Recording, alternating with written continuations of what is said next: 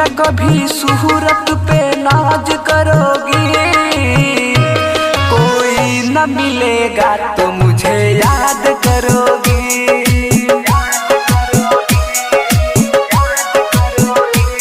किस किस के लिए जिंदगी बर्बाद करोगी, कोई न मिलेगा तो मुझे याद करोगी।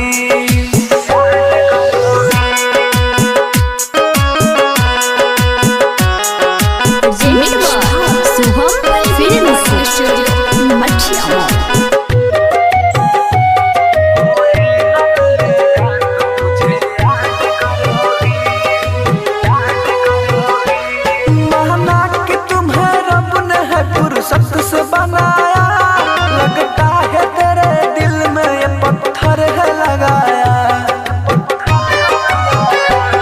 माना कि तुम्हें रब ने है फुर्सत से बनाया, लगता है तेरे दिल में ये पत्थर है लगाया।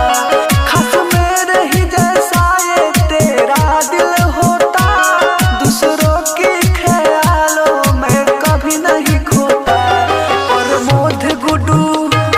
अमरजीत अकेला को